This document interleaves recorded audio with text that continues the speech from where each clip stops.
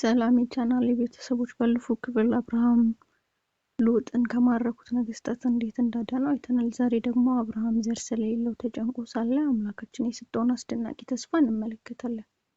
አብርሃም ጌታ ሆይ እኔ ልጅ የለኝም፣ የቤቴ ወራሽ የደማስቆ ኤልዓዛር ነው ብሎ በጸሎት ጠየቀ። እግዚአብሔርም አብርሃምን ወደ ውጭ አወጣውና እንዲህ አለው፣ ወደ ሰማይ ተመልከት፣ ከዋክብትን መቁጠር ትችል እንደሆነ ቁጠራቸው፣ ዘርህም እንዲህ ይሆናል አለው። አብርሃምም እግዚአብሔርን አመነ፣ ጽድቅም ሆኖ ተቆጠረለት። በዚያ ሌሊት እግዚአብሔር ከአብርሃም ጋር ቃል ኪዳን ገባ። አብርሃምና ሳራ እድሜያቸው በጣም ገፍቶ ነበር። አብርሃም 100 ዓመት፣ ሳራ 90 ዓመቷ ሆናቸው ነበር። በሰው ዘንድ የማይቻል ቢመስልም እግዚአብሔር ግን ለእግዚአብሔር የሚሳነው ነገር አለ በማለት የገባውን ቃል ጠበቀ። በተባለው ጊዜ ሳራ ጸነሰች። አብርሃምም በስተርጅና ወንድ ልጅ ወለደችለት። አብርሃምም የተወለደውን ልጅ ይስሐቅ ብሎ ጠራው። ይህ ስም ሳቅ ማለት ሲሆን እግዚአብሔር ቤታችን ውስጥ የደስታ ሳቅ ስለሞላ ነው። አብርሃም እግዚአብሔርን በማመኑ ታማኝነቱን አየ።